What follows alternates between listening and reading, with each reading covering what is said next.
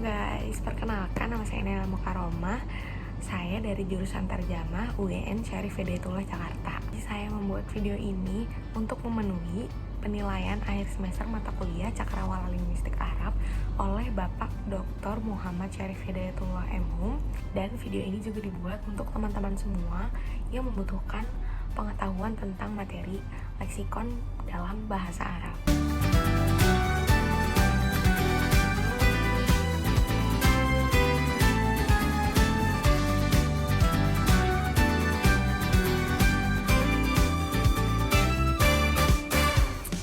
Kita lanjut ke pembahasan yang pertama.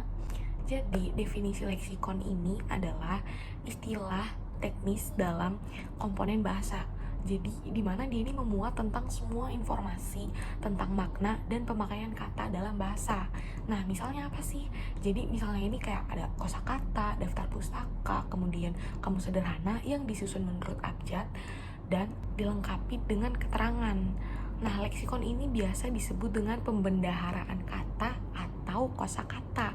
Jadi, dalam ilmu linguistik ini ada dua cabang yang membahas tentang leksikon. Yang pertama ada leksikologi dan yang kedua ada leksikografi. Nah, leksikologi ini adalah ilmu yang membahas tentang kosakata.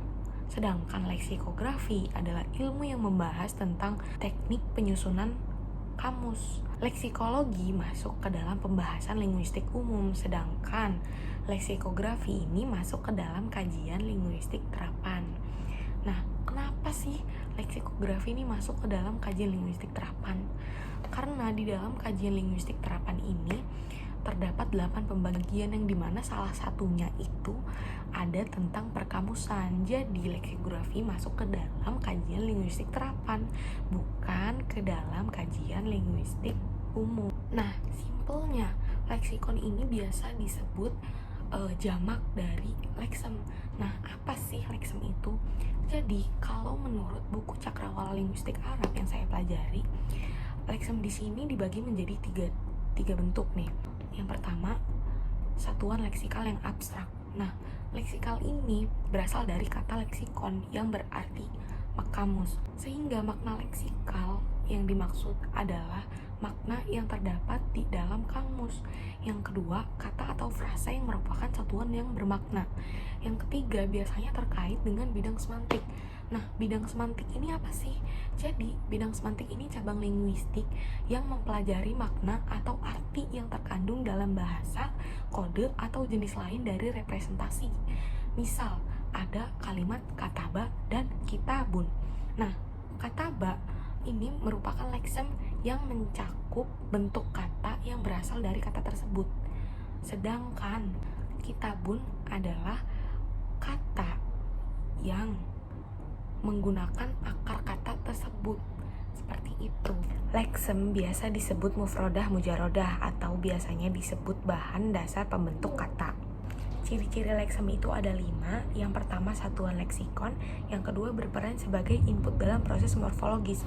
Simpelnya, setelah menjalani proses morfologis, suatu leksem berubah menjadi sebuah kata. Proses morfologis ini adalah proses perubahan kata atau pembentukan kata yang meliputi afiksasi, reduplikasi, akronim, konversi, dan lain sebagainya. Ciri yang ketiga yaitu bahan baku dalam proses morfologis.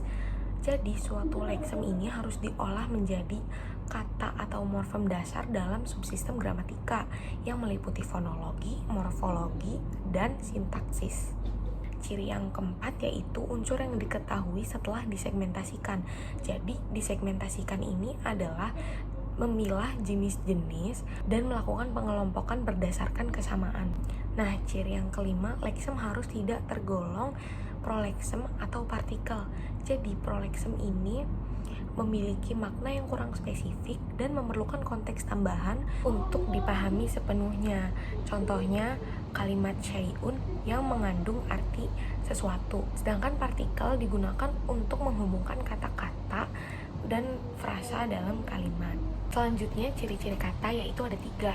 Yang pertama, satuan terbesar dalam morfologis. Nah, yang kedua, berperan sebagai output dalam proses morfologis.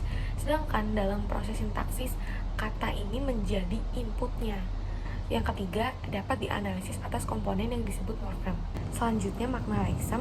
Jadi, suatu leksem bisa saja tidak hanya memiliki satu makna, jadi dia bisa memiliki beberapa makna.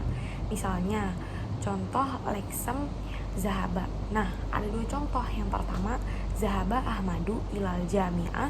Yang kedua, zahaba asyafi'iyu ila anna haza makruh. Nah, kedua leksem ini memiliki dua makna yang berbeda, padahal dia satu leksem. Nah, kenapa seperti itu? Karena disesuaikan kepada konteksnya. Zahaba yang pertama, zahaba Ahmadu ilal jami'ah.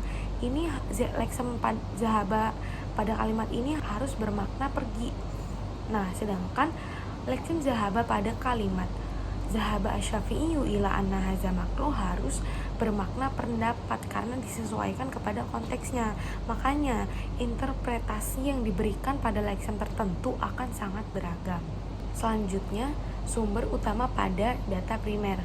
Nah, secara intuitif, penutur asli pada umumnya bisa membedakan perbedaan makna yang terjadi pada leksem itu. Yang pertama, keluaran yang produktif dari seorang penutur asli suatu bahasa, baik yang tertulis maupun yang terucap. Yang kedua, keputusan makna intuitif yang dikemukakan oleh penutur asli pada materi bahasa dalam satu jenis atau yang lain. Jadi, ada dua kemungkinan yang terjadi pada kasus itu. Yang pertama, kehomoniman, dan yang kedua, kepolisemian.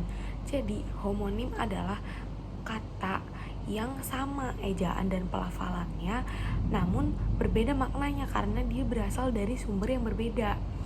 Nah, sedangkan polisemi adalah kata atau frasa yang mempunyai banyak makna. Menurut Kruse, tidak ada garis pemisah yang jelas antara keberhubungan dan ketidakberhubungan. Nah, dua kriteria pembeda homonimi dan polisemi. Yang pertama adalah etimologi atau sumber sejarah kata. Jadi etimologi ini cabang linguistik yang membahas tentang asal-usul atau perubahan dan pembentukan kata.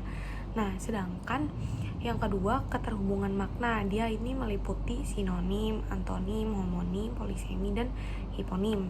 Kruse juga menyebutkan bahwa para ahli leksikografi biasanya menandai hubungan homonimi dengan angka di atas leksem yang berhomonim seperti ini, sedangkan polisemi dengan angka dan huruf seperti ini. Oke, sampailah kita pada akhir video. Semoga video yang saya bawakan bermanfaat. Wassalamualaikum warahmatullahi wabarakatuh. See you.